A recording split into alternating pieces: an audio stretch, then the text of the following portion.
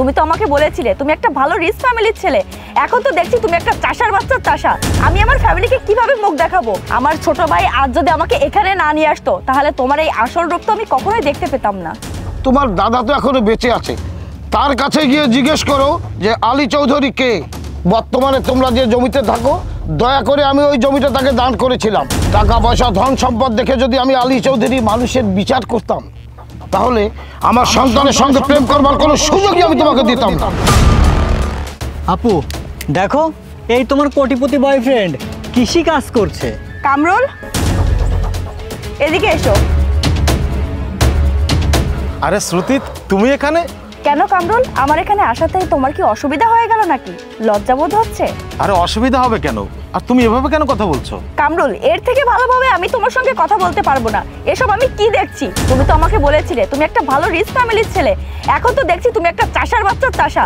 আমি আমার ফ্যামিলিকে কিভাবে মুখ দেখাবো, কিভাবে তোমাকে উপস্থাপন করবো আমার ফ্যামিলির কাছে? আমার ছোট ভাই আজ যদি আমাকে এখানে না নিয়ে আসতো তাহলে তোমার এই আসল রূপ তো আমি কখনোই দেখতে পেতাম না। আসলে শ্রুতি, তুমি যেমনটা দেখছো, যেমনটা ভাবছো তেমনটা কিছুই না। আসলে হয়েছে কি? আসলে কি হয়েছে তুমি আমাকে কি বোঝাবে? তোমার মতো একটা চাষার কথা বিশ্বাস করে আমি জীবনে ঠকে গিয়েছি। আরে তোমার পেছনে আমি যে সময়টা নষ্ট করেছি, এই সময়টা যদি আমি অন্য কোথাও দিতাম তাহলে একটা ভালো রিচ ফ্যামিলির ছেলের সঙ্গে আমি রিলেশন করতে পারতাম। কিন্তু আমি সব থেকে বড় ভুল করেছি তোমাকে বিশ্বাস করে, নিজেই ঠকে গিয়েছি। তার মানে শ্রুতি, তুমি আমার টাকা পয়সা দেখে আমাকে ভালোবেসেছো? হ্যাঁ, আমি তোমার টাকা পয়সাকে ভালোবেসেছি, কারণ লাইফে চলতে গেলে টাকা পয়সার খুবই দরকারি, খুবই ইম্পর্টেন্ট। আর তোমার যদি টাকা পয়সা নাই থাকে তাহলে তোমাকে দিয়ে আমি কি করব? তার মানে শ্রুতি, তোমার এতদিনের ভালোবাসা মিথ্যা ছিল? তুমি আমাকে ভালোবাসতে পারোনি, তুমি আমার টাকা পয়সা অর্থ সম্পদ দেখে আমাকে ভালোবেসেছো। শ্রুতি, তুমি যখন জানতে যে আমার টাকা পয়সা অর্থ সম্পদ আছে তখন তুমি আমাকে ভালোবেসেছিলে। আর আজ যখন তুমি জানতে পারছো যে আমি একটা চাষা, আমি একটা গরিব ঘরের ছেলে, তখন তোমার ভালোবাসা এক নিমিষেই উধাও হয়ে গেল। শ্রুতি, একটা কথা কি জানো? ভালোবাসতে গেলে না টাকা পয়সা অর্থ সম্পদ এসবের কোনো প্রয়োজন হয় না। ভালোবাসতে গেলে প্রয়োজন হয় সুন্দর একটা মনের। চুপ, একদম চুপ।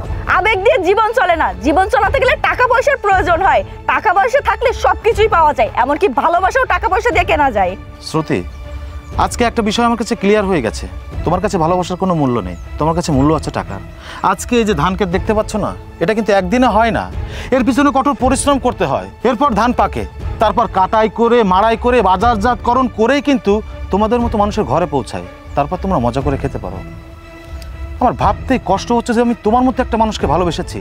ছি, কোনো কাজই কিন্তু ছোট না শ্রুতি, প্রত্যেকটা কাজকে সম্মান করতে শেখো। তোর এই সস্তা ইমোশন তোর কাছেই রাখ, কোনো কিছু ফ্রিতে আমাদের ঘরে পৌঁছে যায় না। চাল, গম, আটা, ময়দা, সুজি সবকিছু আমরা টাকা দিয়ে কিনে খাই। সো ঘুরে ফিরে সেই একই কথা, টাকা থাকলে জীবন সুন্দর।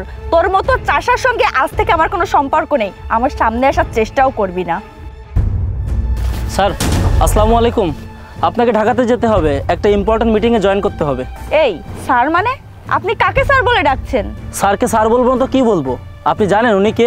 ওনার সম্পর্কে আপনার কোনো ধারণা আছে? আলামিন, তুমি চুপ করো, ওর পরিচয় আমি দিচ্ছি। তার আগে তুমি আমার পরিচয়টা নাও। আমি আলী চৌধুরী, আর ও আমার একমাত্র সন্তান কামরুল চৌধুরী, চৌধুরী গ্রুপ অফ ইন্ডাস্ট্রির মালিক। শ্রুতি, তুমি আমাকে চেনো না, কিন্তু আমি তোমাকে ঠিকই চিনি। তোমার বাবার নাম ইকতার আলম আর তোমার দাদার নাম মোক্তার আলম। তোমার দাদা তো এখনো বেঁচে আছে, তার কাছে গিয়ে জিজ্ঞেস করো যে আলী চৌধুরী কে। একটা সময় তোমার দাদা আমার এই জমিতে কামলা দিত, সে আমার বন্ধু ছিল, তার তেমন কোনো অর্থ সম্পদ ছিল না। বর্তমানে তোমরা যে জমিতে থাকো, দয়া করে আমি ওই জমিটা তাকে দান করেছিলাম, এবং যে বিলেন জমিটা তোমরা জমি করে খাও সেটাও আমার দান করা জমি। আর সেই জমিতে চাষাবাদ করে আজ তোমাদের পরিবর্তন হয়েছে। আর সেই ইখতিয়ার আলমের মেয়ে বড় হয়ে আজ আমাদের সামনে বড় বড় কথা বলছে। সেদিন তোমার দাদাকে ওই জমিটা যদি আমি দান না করতাম তাহলে আজ তোমার এখানে দাঁড়িয়ে অত বড় বড় অহংকারী কথা আসতো না। শ্রুতি, আমি তোমাদের সম্পর্কের কথা সবই জানতাম, কিন্তু কামরুলকে আমি কোনোদিন না করিনি, কারণ ও আমার খুব আদুরি। আমার আর কোনো সন্তানাদি নেই। আমি আল্লাহর কাছে অনেক কান্নাকাটি করার পর মধ্য বয়সে গিয়ে আমার একটা সন্তান আল্লাহ দান করেছে। আমি ওর মনে কোনোদিনই কষ্ট দিইনি। কেন জানো? ও মনে কষ্ট পাবে এই কথা চিন্তা করেই ওকে আমি কোনো দিনই কষ্ট দিতে চাইও না। টাকা পয়সা ধন সম্পদ দেখে যদি আমি আলী চৌধুরী মানুষের বিচার করতাম তাহলে আমার সন্তানের সঙ্গে প্রেম করবার কোনো সুযোগই আমি তোমাকে দিতাম না। আমি মনে মনে ভেবেছিলাম তোমাকে আমার ঘরে পুত্রবধূ করে নিয়ে আসবো, কিন্তু সে সুযোগ আর হলো কই? অহংকার পতনের মূল। কামরুল, তোকে আমি ক্লিয়ার করে একটা কথা বলে দিচ্ছি, আজ থেকে তুই এই অহংকারী মেয়েকে ভুলে যা। তুই আমার একমাত্র সন্তান, তোকে আমি উচ্চ বংশে সুন্দরী মেয়ে দেখে বিয়ে দেবো। তুই ঢাকা থেকে মিটিংটা সেরে চলে আয়, তারপর তোর সঙ্গে আমার কথা হবে। আমার কাজ আছে, তুইও যা। বাবা, বাবা, আপনি আমাকে ক্ষমা করে দিন। কামরুল, তুমিও আমাকে ক্ষমা করে দাও। আমার অহংকার এতটাই বেড়ে গিয়েছিল যে আমি মানুষকে মানুষ বলে মনে করিনি।